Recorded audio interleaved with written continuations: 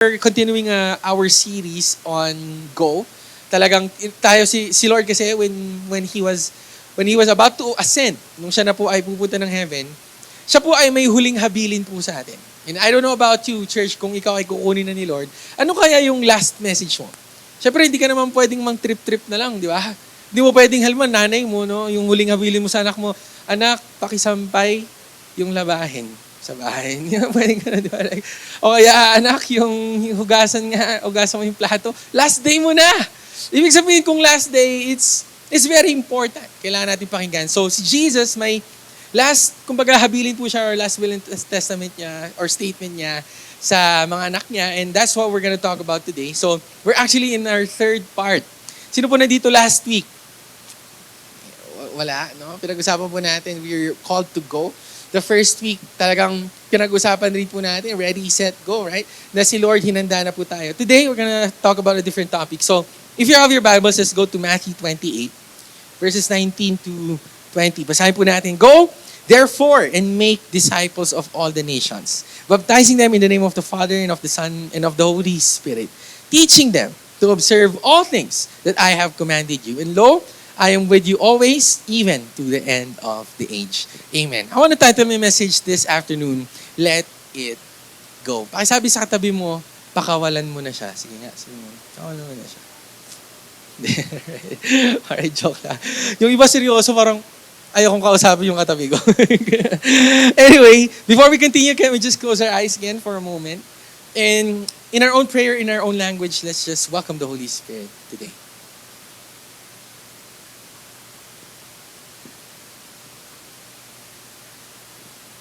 Holy Spirit, we welcome you and we acknowledge your presence in this place today. We thank you for this moment.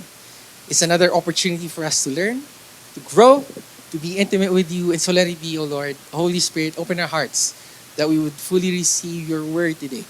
That we would fully understand, Panginoon, ano po bang sinasabi mo sa amin. Holy Spirit, I also pray, use me as well as I share your word, as a mouthpiece, as a vessel, Panginoon, that we would impart your word to each and every one of us, O Lord. Holy Spirit, I pray that as we listen to your word, change us from the inside out. That we would become more and more like you, love like you, talk like you, think like you, and move like you, O Lord. Maraming salamat, Panginoon. It's really a great day today to worship you and to hear a word from you. God, we know that the best days are ahead of us and never behind us, O Lord. The best is yet to come for us, for our church, for our families. And we believe this by faith. We declare this by faith, O Lord. We love you so much. We're excited to hear your word. We give you glory, honor, and praise in Jesus' name. Amen. And amen. Sige po, minsan pa, palakpakan natin si Lord. Last na yan. Alam niyo po, nung bata po ako, mahilig po ako manood ng UFC. Alam niyo yung UFC? Hindi ketchup yung Ultimate Fighting Champion.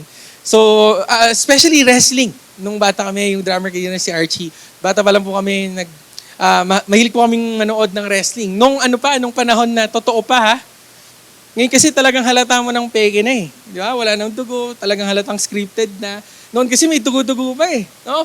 Anyway, sa sobrang hilig po namin nito, kami mismo nagre-wrestling ng bata kami.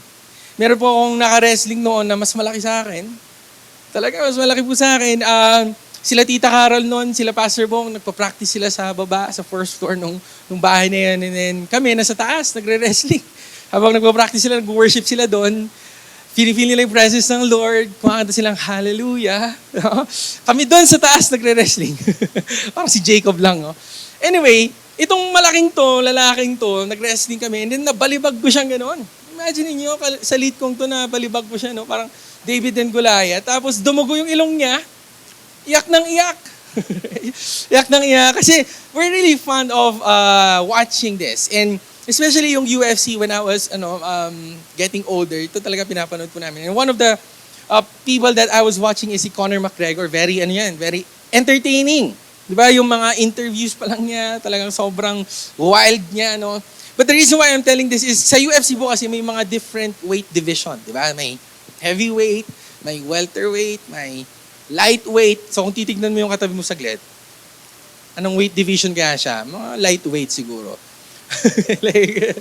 Or parang ako, overweight. Wala tang ganun Anyway, sa UFC may mga weight division, no? So, there was one time, si Conor McGregor, nasa 77 kilos po kasi siya. Pero may one time na bumaba po siya na hanggang 65 kilos. So, imagine that 12 kilos na binawasan po niya para makalaban siya sa division na to. And habang siya po ay nagpapapayat, how many of you here na know na kung ikaw magpapapayat, minsan may mga hindi ka na pwedeng kainin? Tama po ba? Bawal ka na mag-unli, bawal ka na mag-samji, bawal ka na inasal, no? Bawal ka na mag-sweets, bawal na ang junk food. There are some things that you need to let go. Even friends. Alam niyo, minsan yung mga nagpapataba talaga sa atin, yung kaibigan natin eh.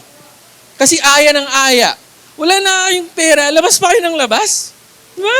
Like, hindi ko maintindihan eh. Kaya nga kung gusto nyo magpapayat, tanggal nyo na lahat ng friends nyo. De, joke lang. Kapatid, there are things that we need to let go. May mga kailangan po tayong alisin sa buhay natin if we wanna be effective.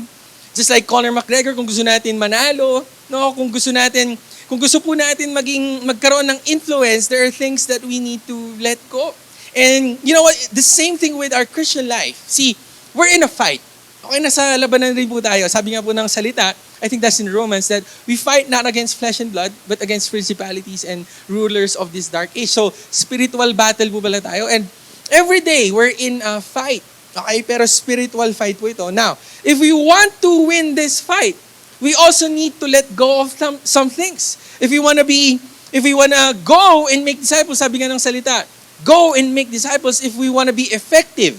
And may resulta po yung ginagawa po natin sa Panginoon, there needs to be some stuff that we need to surrender and let go. No? Kung gusto natin sumakses ba?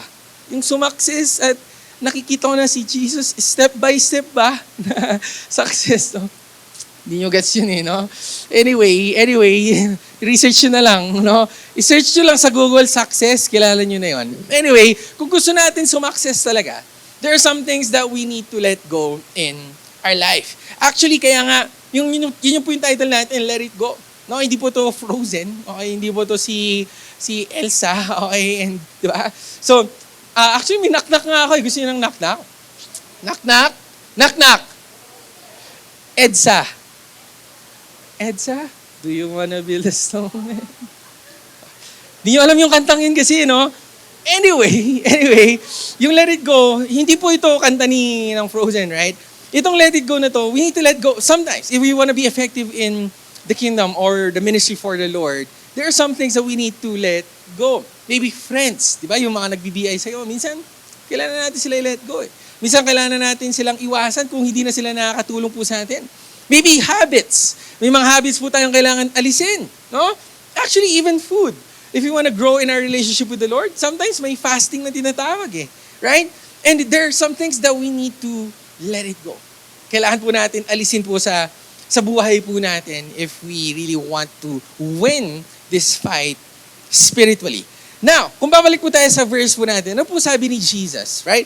Go therefore and make disciples. I wanna focus on that word disciples. Kasi, kapatid, I think for some of us here, we don't really understand that word disciple or discipleship, what it takes to be a disciple.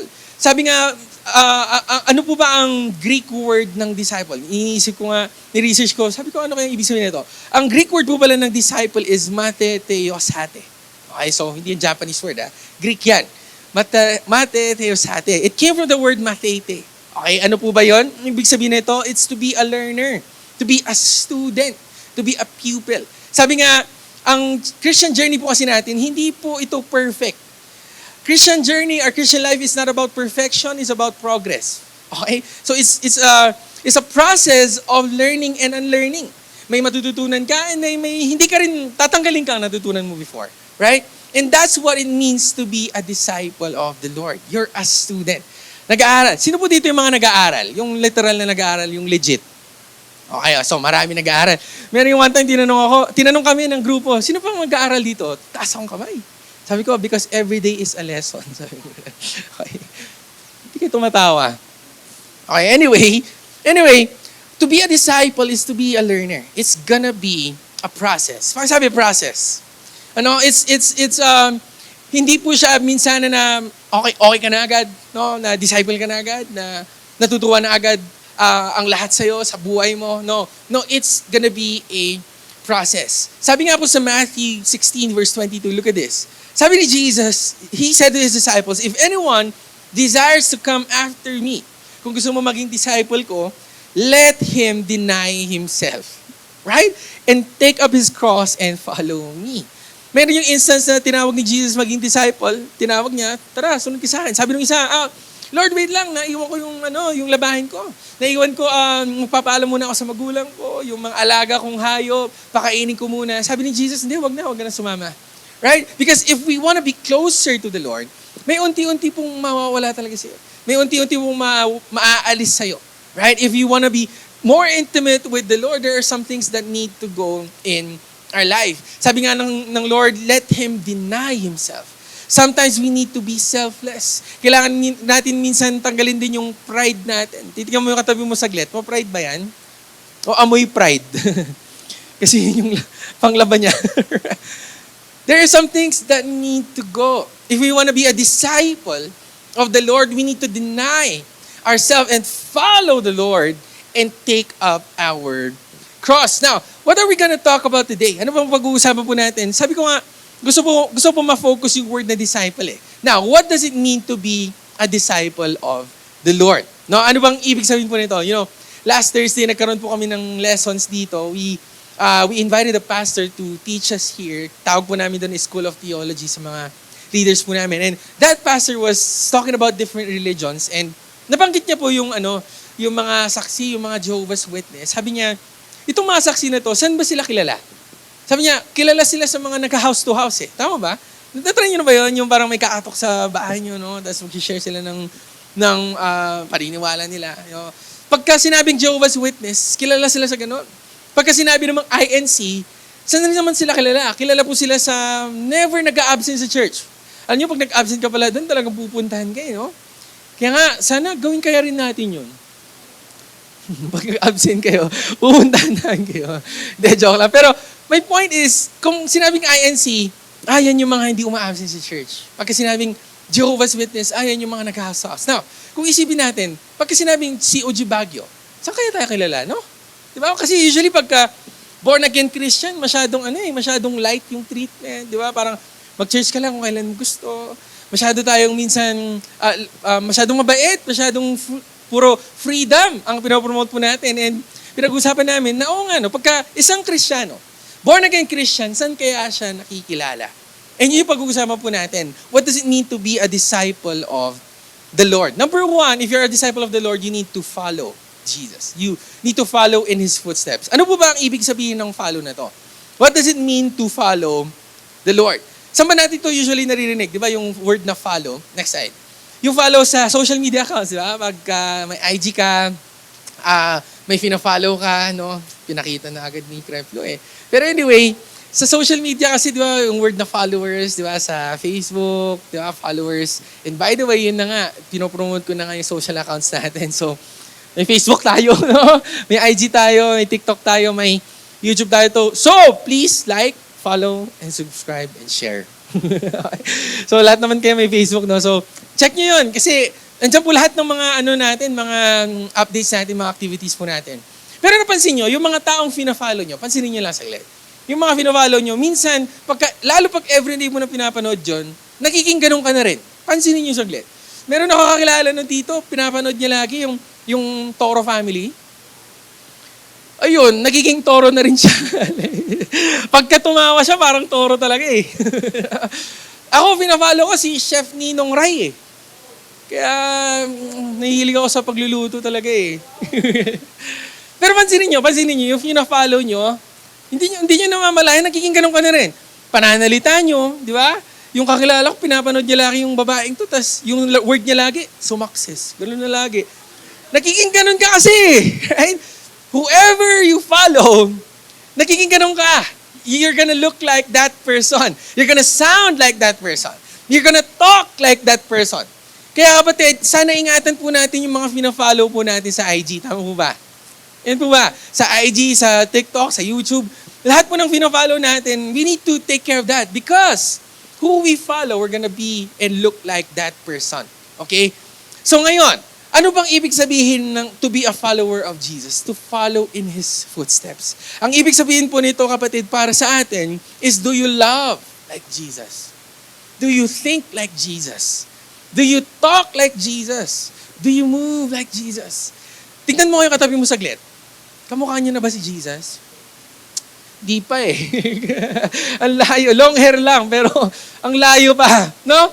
Ang point ko, kapatid, sa buhay mo, nakikita ba si Jesus sa'yo? Yun eh. Yung mga nagtaas kanina ng kamay na nag-aaral, yun na nga, sa grades mo, nakikita ba si Jesus sa'yo?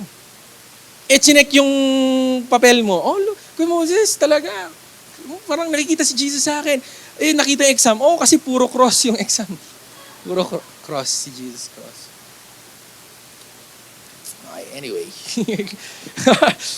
Di ba? Kasi nga, yun nga, sa grades mo, oh, ito pa, sa workplace mo, nakikita ba si Jesus? Sa pananalita mo, pag puro chismis, Jesus ba yun?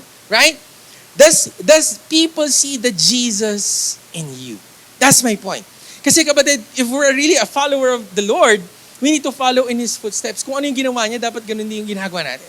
Kung paano yung pagtrato niya sa tao, ganun din dapat yung pagtrato natin sa tao. Especially sa mga kaaway natin. Kasi si Lord, dami nang aaway sa Kanya, no? Pero ano pong sabi niya sa mga kaaway natin? Sino dito may kaaway? O kaya yun ang aaway? No? Yung mga may kaaway, may word si Lord sa inyo. Sabi po sa Matthew 5:44, look at this. I say to you, love. Ay na, okay? Love your enemies. Hirap naman. So kung di mo kaya, ito na lang.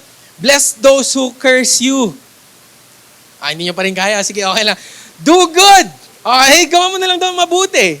Yung mga hater mo, yung nagko-comment sa'yo ng di maganda, hindi mo pa rin kaya, ito na lang. Sabi ng Lord, pray.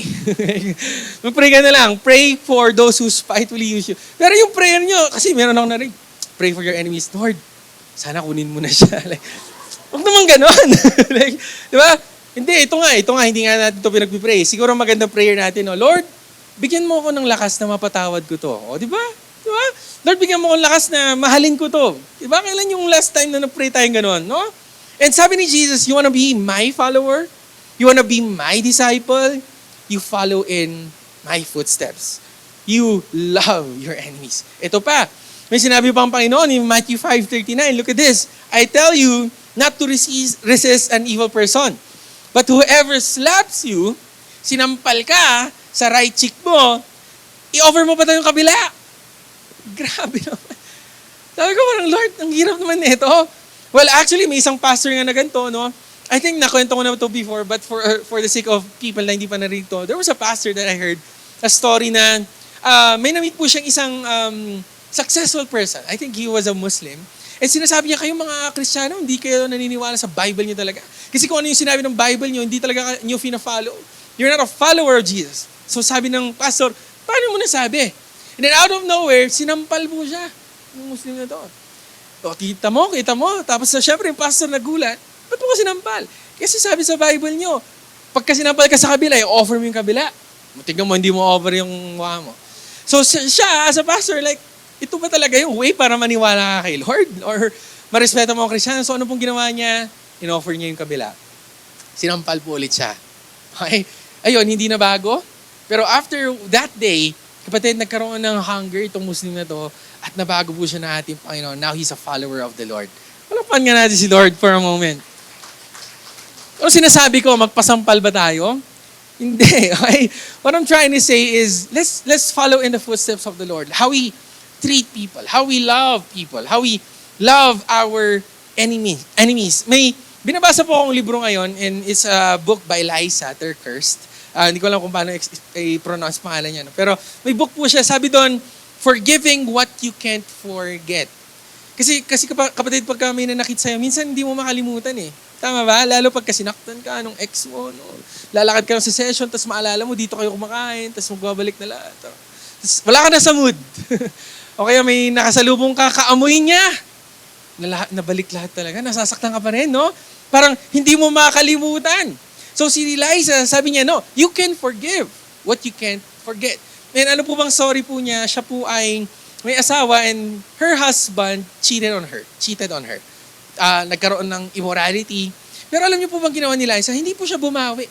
Hindi niya Hindi niya binawian yung asawa niya, mag-cheat din ako. No? Hindi siya super nagalit sa asawa niya. Hinayaan niya po, binigay niya po sa ating Panginoon. And regardless of how hard that was, okay, sa sobrang hirap po nun, binigay niya po sa Panginoon and there was forgiveness. And there was reconciliation of relationship. Hindi man po nag-work yung marriage po nila, pero yung relationship po nila is good. Why? Wala nang bitterness, no? And there was forgiveness there. Now, in the book, in-explain rin po ni Liza doon na si Jesus, o nga, nung naiisip ko nga, yung mga nanakit kay Lord, sa ating Panginoon, when He was on the cross, ano po yung mga last words na sinabi ng ating Panginoon? Forgive them. For they do not know what they're doing. Hindi nila alam kung pinaggagawa nila, and Jesus forgave us. He forgave those people that hurt Him. And if we want to be a disciple of the Lord, kapatid, oo, mahirap. Pero kailangan may forgiveness. May pagmamahal. Kaya pakasabi sa katabi mo, bati na tayo. Sabihin mo, bati na tayo, right? Okay? Wala nang away-away, right? And when we look at our life, look at this. Kung titingnan natin yung buhay natin, are we following on the footsteps of the Lord? Are we looking a lot like Jesus? May pagbabago ba? May restoration ba sa buhay po natin? Pag tinitignan ka ng tao, nakikita ba nila si Lord sa buhay mo? Sa workplace mo? Sa family mo? Sa friends mo? How we treat people? How we treat our enemies? Nakikita ba si Lord sa'yo? Are you following in His footsteps? Pangalawa, for us to be a disciple of the Lord, we need to fight. Pakisabi, fight. Kailangan natin lumaban. To fight means to make an effort against opposition. Kasi sa Christian life po natin, talagang marami pong magiging against sa'yo. Marami pong shame dyan. Marami pong persecution dyan. Marami pong opposition. Marami rin pong temptation mag-give up. But if we're a follower of the Lord, we need to fight. There's a story in the Bible. This is the story of the Israelites and the wall of Jericho. Di ba si Lord may promise po sa Israelites na kayo ay may promised land. Kayo ay may Canaan. Pero, sabi ng Lord, okay, binigay ko na to sa inyo. Pero nakita naman po natin na yung mga Israelites, ang dami pa rin po nilang pinaglabanan. Ang dami po nilang away na ipanalo kahit pinramis na ng Lord sa kanila yung promised land, yung Canaan para sa kanila. And one story is yun na nga, yung wall of Jericho. May word si Lord sa kanila. Look at this in Joshua 6, verses 2 to 3. And the Lord said to Joshua, "See, I have given Jericho into your hand." Binigay ko na to. Okay, sa inyo na to. Its king and the mighty men of valor. You shall march around the city, all you men of war, and you shall go all around the city once. This you shall do 6 days. And after nito, nahulog po yung wall, lumaban pa rin po sila sa wall of Jericho. And in our life, kapatid, marami po tayong mga wall na harapin. Marami po tayong mga opposition na harapin. Pero yun nga yung tanong, handa ka bang labanan pa rin ang tama? Handa ka bang tumayo pa rin para sa ating Panginoon? Are you willing to stand on the truth? Okay? Handa ka ba, kapatid, ipaglaban pa rin si Lord? Ipaglaban pa rin, na kahit umulan, mag-church ka pa rin. Ibig mo doon, kahit mainit na, o kaya kahit walang parking, hahanapan namin kayo ng parking. Alright? Kasi kapatid, sa buhay po natin, in a Christian life, there's gonna be a lot of oppositions, right? But we need to fight. Naalala ko po nung nakausap ko po si Pastor Anthony one time, our late national overseer, and tinatanong ko, sabi ko, yung pangalan kasi natin na Church of God, may kapangalan po tayo. Okay, na iba, sobrang iba po yung katuruan po nila. And I'm gonna be straight, mali po yung katuruan po nila. Now, yung kapangalan natin yung kapangalan. So tinatanong ko si Pastor Anthony, sabi ko, Pastor, bakit hindi tayo magpalit ng pangalan na lang?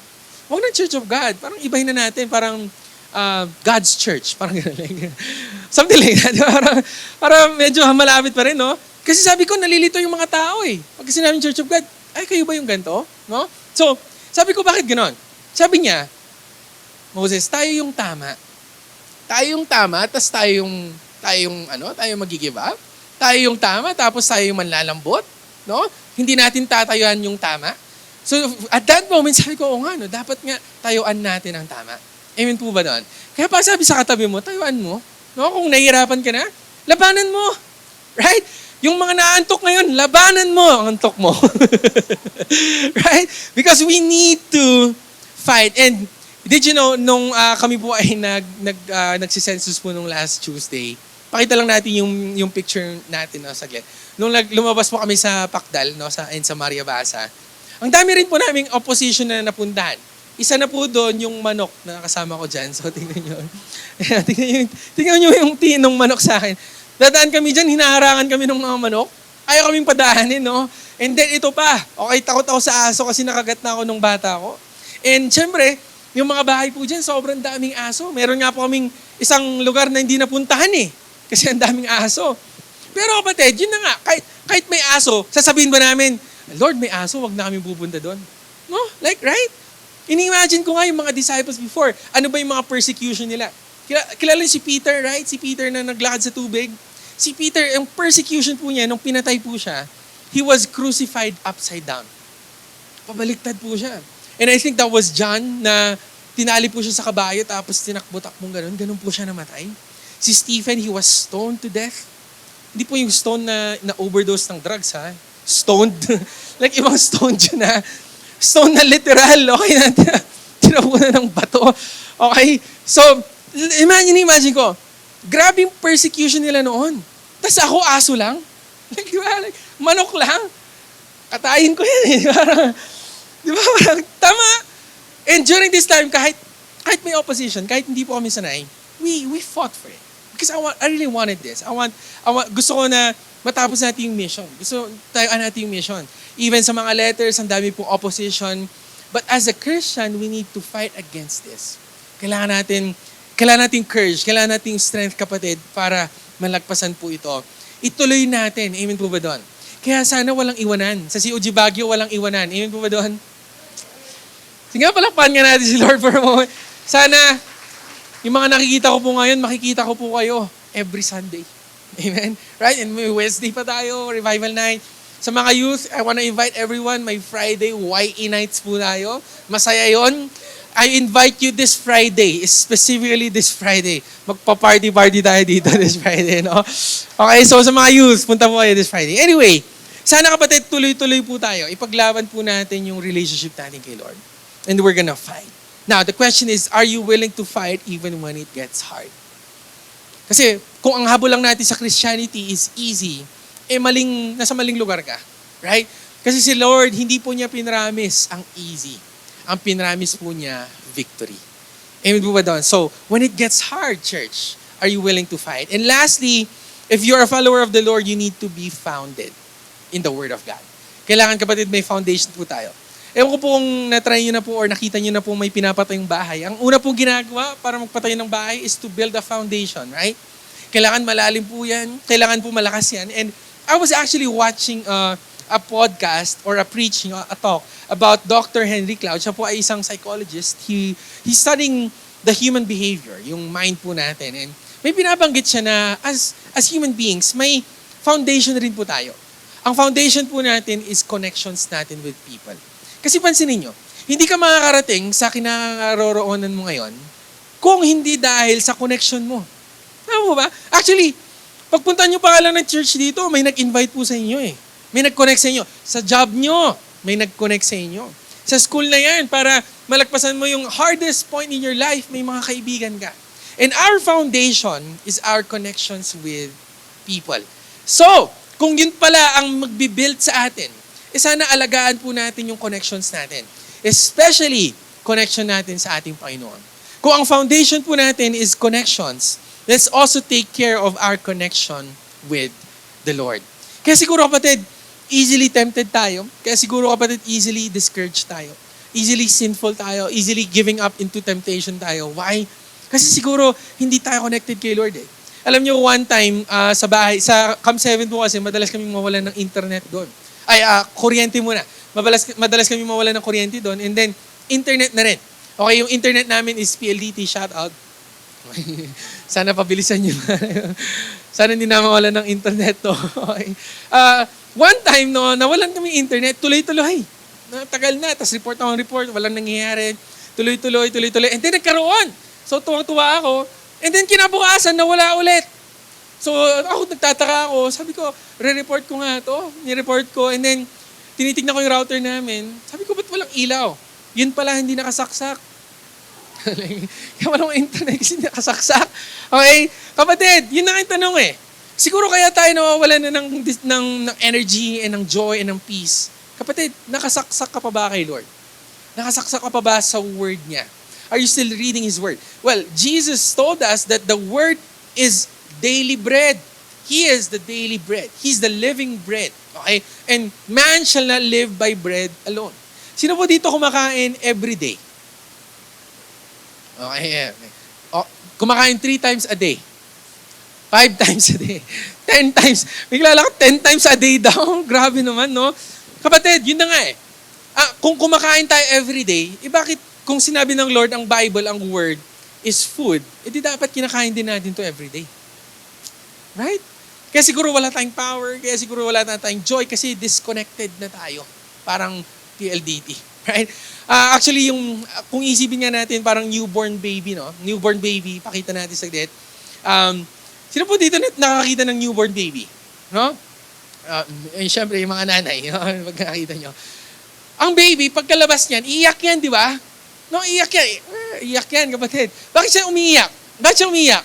Kasi di ba, kasi naipanganak siya sa, sabi nila, hell daw. Ano yung hell? Gnashing and, ano ba yun? Gnashing of teeth and then weeping. Umiiyak yung bata kasi parang naipanganak daw siya sa hell. No, pero kaya actually umiiyak yung bata kasi na-disconnect. Na-disconnect sa nanay. There was a disconnection that happened. So, my point is we need to be connected. And yun nga, nalaman ko na yung cord pala po na yun, yung, anong tawag doon? Auxiliary cord. Umbilical cord, right? Yung cord na yun, doon po pala nasusupply ng nutrients yung bata. Right? Doon po siya nasusuplayan. And nung natanggal po yun, it was hard for the baby na wala na po siyang connection. Now, it's the same thing with us. We need to stay connected. Kaya very important talaga ng connect groups eh. Like, kung titignan niyo yung likod saglit, kaya nga connect groups eh. Okay? Kung feeling mo nawawala ka na kay Lord, baka nawawala ng connection mo sa tao. Connection mo sa people around you. So I'm encouraging everyone next Sunday po, 1:30 p.m. Sana mag-attend po tayo ng connect groups sa atin. Amen po ba doon? Ang saya talaga, promise. Maganda. Magandang connect groups. And we need to be founded in the Word of God. May promise po si Lord sa atin in Psalms 1 verse 3. If we're connected to the Word of the Lord, ito po yung mangyayari po sa atin. Look at this. He shall be like a tree planted by the rivers of water that brings forth fruit in its season, whose leaf also shall not wither. And whatever he does shall prosper. Imagine that, right? Like, pagka tayo pala ay founded sa Word, pagka tayo pala ay nagbabasa ng Biblia, kapatid, para ka daw puno na nakatanim sa river. Kahit malakas yung flow ng river, yung agos, kapatid, nakatayo ka pa din. Amen? And look at this. You're gonna bear fruit in its season. Yung ginagawa mo may resulta, may bunga. Hindi magwi-wither yung leaves mo, yung effort mo, hindi masasayang.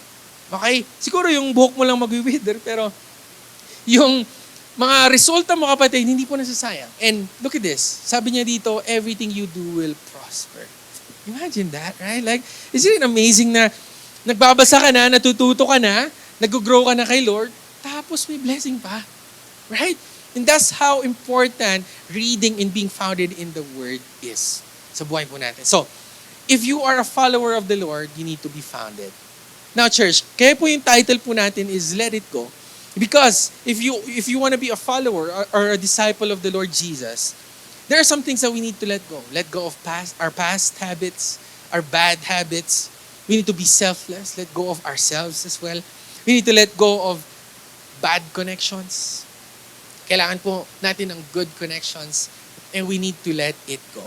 And as I end, I want to show you a story of one of the podcasters that I'm watching, and his name is George Yanko. So si George Yanko, siya po ay podcaster, kasama niya po yung asawa niya na po ngayon. And siya po ay, before he was a Christian podcaster, siya po ay, yung buhay po niya is living a lukewarm kind of life. Lukewarm, very lukewarm po yung buhay po niya. And siya po ay friends po siya sa isang influencer na puro kalokohan po. Okay? Masabi ko na yung pangalan, si Logan Paul. Yan, yung puro hindi po magaganda ang ginagawa. No, not living that Christian life, the image of Jesus. And siya po, friends niya po yun. Friends niya po yun. But as he was growing and he wanted to be a disciple of the Lord, umalis po siya sa podcast nila na yun at nagsimula po siya ng sarili po niyang podcast. He needed to let go of his old friends. Hindi na ito maganda para sa akin. I need to let this go. Pangalawa, kapatid, pagka siya nagsasalita kahit Kristiyano na siya, ang dami pong puro mura lumalabas sa bibig niya. Magsasalita siya ng verse and then mumura siya. No? And sabi ko, grabe no? Sabi ko, Lord, ganyan ba ang Kristiyano? Like sabi ko, okay lang ba yan? Tinatanong ko lang. I was just wondering, is that okay? Pero nagkaroon siya ng guest and na-convict po siya sa guest na to until natanggal niya rin po yung pagmumura niya. Ngayon kapatid, another issue that he was trying to deal with is yung girlfriend po niya this time, that girl is live-in po sila during this time. Live-in sila kahit Kristiyano na, kahit nag-worship na, kahit Christian podcaster na. They were still live-in, hindi pa sila nakasal. But again, another guest came, na-convict po siya, at yung guest po na to, ang nagkasal pa sa kanila. So my point is, church, my point is, as we grow in our relationship with the Lord, oo kapatid, may mga kailangan po tayong i-let go. May mga kailangan po tayong tanggalin sa buhay natin. Pero praise the Lord, si Lord ay may dinadagdag din. Amen po ba doon? Si Lord may binibless din po tayo exceedingly, abundantly, more than we could ever ask or imagine. Pwede ba nating palakpakan ng Panginoon? And can we all stand for a moment? There's some things that we need to let go. There's some things that we need to give and surrender to the Lord. Now, church, why are we talking about this? Why do I want to challenge you to do this? Kasi baka maraming tataka, bakit ko ba kailangan gawin yan? Why? Right? If we're gonna look at the life of Jesus, He fought for us. Right?